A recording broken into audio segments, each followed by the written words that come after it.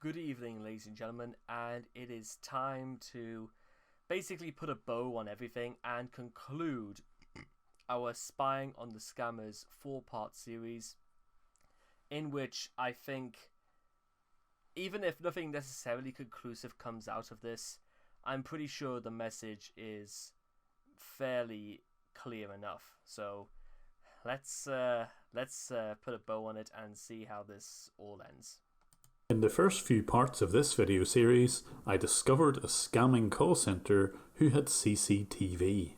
I was able to use their own CCTV to watch how they ran their scams. They had a secret office out the back of their main building where around 20 to 30 scammers would operate on a daily basis. They would get bonuses paid in cash for scamming people in Australia, UK and the US. And they would run multiple scams. They would pretend to be Amazon or Microsoft and send out pop-up messages to infect people's computers. But it was only when I started working with a BBC documentary crew that the world had its attention on this scam. Thank you for holding the line. I really appreciate your time and patience. My name is Chris Lawson. I bet it's nice and warm where you are. Yeah, it is very hot here in California. Oh, bloody hell, I'll have to come over there then. Yeah, please. We'll go to the beaches, Oh, that'd be nice. The BBC produced this trailer before their documentary, and it had a huge impact. And we need to repair all the services which got broken, alright? Yeah, I see that. Sir, there would be a charge of $12.95, okay? Oh, bloody hell, yeah, I heard that. So let me get it done. Hey, why are you crying, man? You're a very good man. Why are you crying? I suffer from depression. No, sir. Everything will be okay. Don't worry, okay? Yeah. Now, promise me you won't. Call this very selective editing, if you will, but I think they really need to drive home exactly what these people are doing, because this is literally what they're doing. I mean, yeah. Don't cry again, okay? These pictures of scammers laughing at one of their unfortunate victims had a very profound effect on quite a number of people. And the CCTV caught not just the scammers themselves, but the boss, Amit Chowan. And by tracing the payments from the victims, it led directly to this call centre boss. It also showed him planning some scams and taking advice from others who were clearly experienced in this sort of fraud. If we focus on the bottom line, that is how we should measure our success. We don't give a about the customer. And I was able to show a direct link between the victims' payments and Amit Chowan's accounts. And with that money, he was living a luxury lifestyle. And thanks to the BBC and this trailer, it caught the attention of quite a few media organisations. The story went as far as New Zealand. So when the TV documentary was broadcast on UK national television on the 2nd of March 2020, it reached a very wide... That's literally in a few... We've got about an hour to go until the 2nd of March, so a whole year. And I wonder whether or not Jim is ever going to do a video about... actually, I'll tell you what. I'm going to get on Twitter right now and ask him. I know this is a very weird sort of intermission, but whatever. It is what it is. So let's...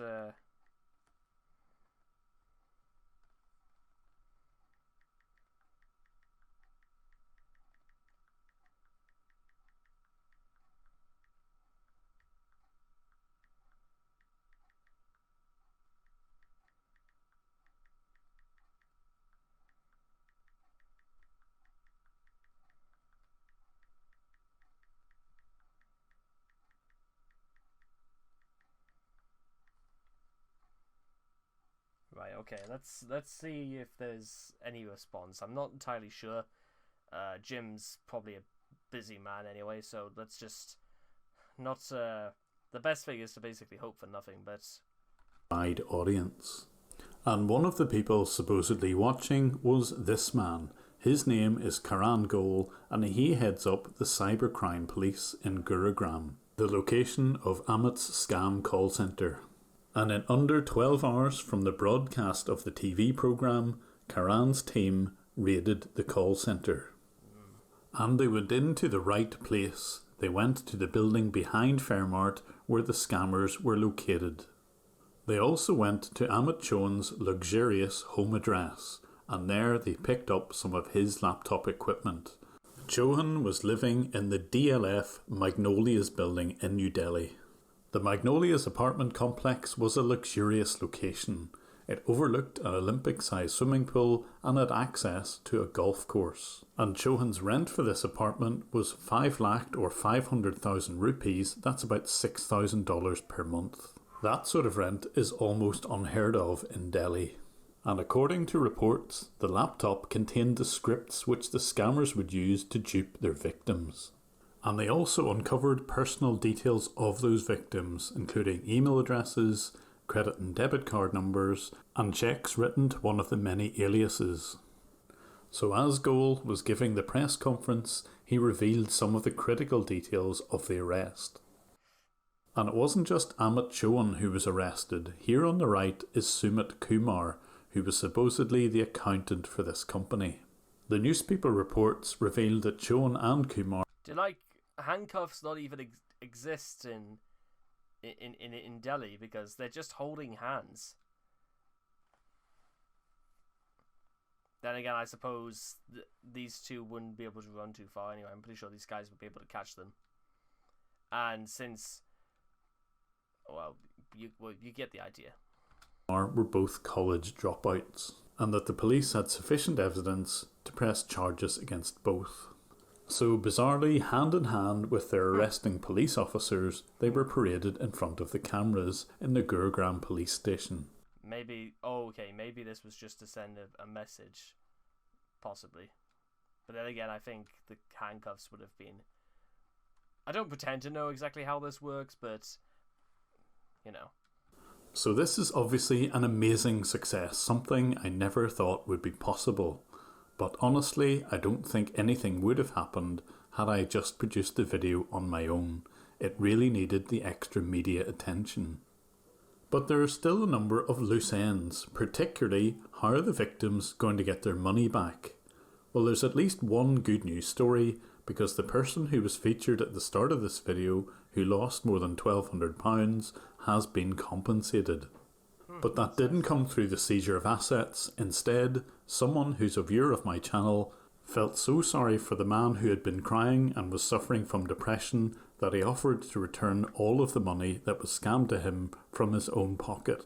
Wow. I've got to keep the victim's details as private as possible, but Rory, on behalf of this entire channel, thank you for being so generous to a complete stranger. And police in Gurugram have asked anyone who thinks they may be a victim of this scam to get in touch via the email address on screen and in the description. But there was more than just Chohan and his accountant involved in this scam. We had CCTV which showed him meeting with some of his business associates, and they were the ones who were able to explain to him how certain scams would work. And even though they had been caught red-handed explaining how those scams would be set up, they still had the nerve to complain about the videos which had their faces and names already blurred on YouTube. So even though I'd been careful to blur out their details, they still wanted to silence me, and it's understandable. So in a clear... Cheeky motherfuckers. Maybe if they weren't doing an illegal trade, you know, they wouldn't be, you know, so touchy about this. Abuse of YouTube's privacy policy, they raised this complaint against me. But I've done absolutely nothing wrong. None of their personal details are revealed, and instead I'm going to put a link in the description to where people can read more about these two characters. But that will of course be outside YouTube. The link will show the evidence that this pair run other scam call centres, and this is how they've got the expertise. The expertise of somebody who weighs possibly 19 stone to be able to get one of his legs up onto his knees. Yeah, I want to find out how he's managed to do that. That's what I want to know. He must know some good doctors. Let's just hope that the Haryana police will also take an interest in these two. But the police themselves have work to do to get their own house in order. The official National Cybercrime Reporting Portal only works if you've got an Indian mobile number. And not only that, you have to select the specific state because that particular police force will be the ones investigating. Most people will have an IP address at best and will not know the exact region and therefore the exact police force to get in touch with. And it doesn't help when the Delhi police admit that it's a difficult crime to crack. Their systems should help them. I'm showing a still from the Panorama documentary where they interview one of the police heads in Delhi. He said that very few victims come forward to report the crime, and well, their portal won't help in that respect. And it's also almost impossible to identify the call centre involved, and I totally agree with that. If more people were allowed to legally do what I do, I'm certain sure that a lot of these call centres would be uncovered and more arrests could be made. But this is why I do what I've been doing. You cannot tell from the phone number or anything to do with the caller ID who is behind the scam. You don't even need a physical telephone line in your office to run these robocall scams. And there are hundreds of these scam call centres throughout India, mostly in the Delhi and Kolkata regions, but also in some of the other major cities. I have reported to the police almost every one of the pins on this map, but until now, nothing has been done about it. So I'm hoping that this series of videos can actually make a real change in India and the Indian police's ability to act on the reports that I send. I still can't encourage anyone to do exactly what I do because it's perceived as illegal. However, when the scammer connects to my computer, I can show 100% of the time that they were trying to steal money from me. This may not be a valid defence, but at least it will probably discourage a complaint. But there may be some unexpected benefits of this particular scam. On screen is rescam.org. Hey, nice to meet you. Welcome to Rescam. And what does this system do? I'm an artificially intelligent email bot made to reply to scam emails. I'm anyone and no one. As far as scammers will know. I'm you. And what this bot will do is... I adopt one of my many personalities. To continue the conversation of any would-be victim. I waste their time with a never-ending series of questions and anecdotes. So that they have less time to pursue real people. So although this website is geared to automatically replying to scam emails, can you imagine a system which would trap those robocalls and keep scammers occupied with realistic conversations? They won't know when they're scamming or getting scammed out of their own time. It's bad for business. Deleting a scam email protects you, but forwarding to me at rescam.org protects others. It's also kind of funny. Ha ha! So because I've got more than 70,000 recordings of real scams, it may be possible through artificial intelligence to keep scammers occupied when they make phone calls. Obviously these calls would need to be anonymised and there are probably some legal implications of all of this, but in theory they could be used to help prevent scams in the future. I'm currently in discussions with a US university to try and do just that. Can we create an artificial intelligence which will keep scammers occupied on the phone? Imagine an automated version of Kitboga or Hoax Hotel. The conversations wouldn't be as funny, but they certainly will be realistic. But since I may never get to see these scammers on their own CCTV again, I'm going to leave you with a little clip with Sam here in the top right being called out by one of his potential victims.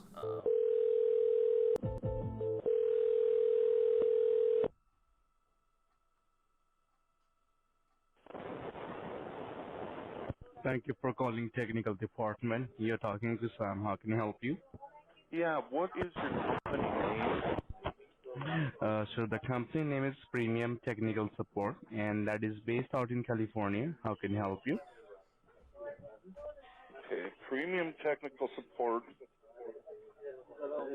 What's your address? Sure, the company is based out in California, San Jose. Alright.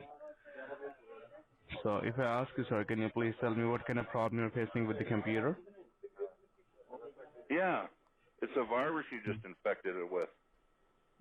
Okay. So if I ask you, sir, can you please tell me what exactly you were doing on the machine when this came up on the screen? Oh, I don't know. Went to a website, and the next thing I know, it pops up a little box saying to call you bastards with some kind of bribe or, you know. Okay. Oh, Sam. And if I ask you, sir, is that the first time that you came across all these issues with, or you had before as well? What's that? I'm asking, is that very first time that you came across all these issues, or you had before as well in the past? So what do you want? You want my IP address so you can hack me and make me a remote robot, or what? No, of course, sir. So why will I do that? I'm not a hacker. I don't know. Why is your number there? Because as I said, like might be it's a Trojan attack, or might be you have some infections in your computer who is creating lots of problems inside your machine. So that is why you have the alert with you, so that before it goes anything wrong, you can get it fixed. That's why you got the our number, okay?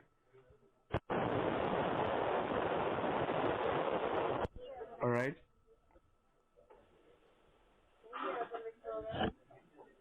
Can you hear me? Yeah.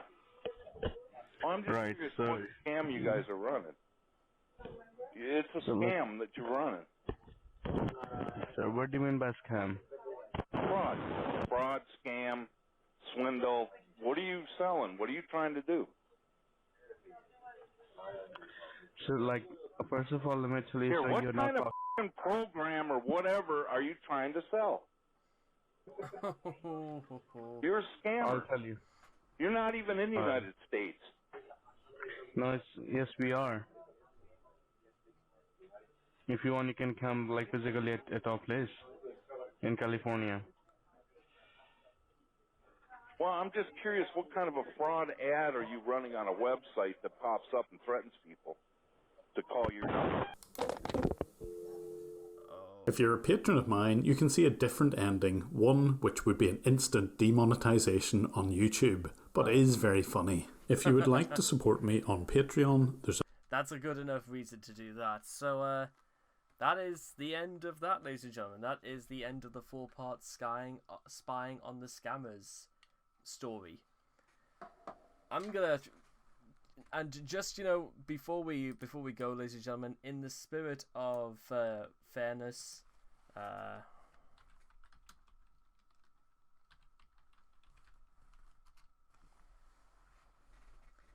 I'm gonna literally go on to Google, go on tech support, just to see what the first one that comes up into mind is.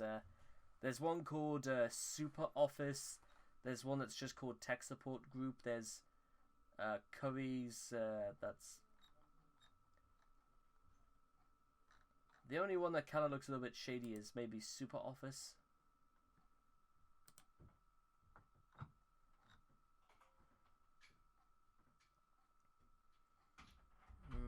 Let's see. For IT related issues, they contact tech support. Whenever the problem is a user can't log in, police input. Approximate $12. That might be. I'll tell you what. I'll pop the thing back up. What do you guys reckon?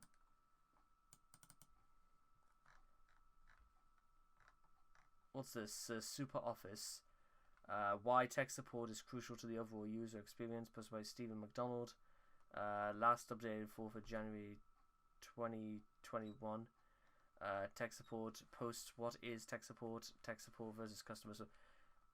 This isn't really a summary. This is just a. Why would there be a question in a summary? That's the first thing that looks weird. But not just regular. When your customers run into a problem with your product, they contact your support team. But not just regular support. For IT related issues, they contact tech support. Well, yeah, this looks bogus as hell. Unless of course this is meant to be for like a corporation. But this, I'm not sure. Whenever the problem is a user error, a bug or technical issue, what about virus or stuff like that? It doesn't matter to them. They just want it solved so they can continue with their workload. If they can't log into your product, they contact tech support. a feature or module isn't working as it normally does, they contact tech support. Who's they? SuperOffice. Who are they? But simply, let's see. Therefore, any questions related to the product, how to install, how to configure, etc., they could be installing good knows what. There's no reason to suspect that this is totally harmless. All need to be answered by technical expertise in order for your customers to get the best value out of your product.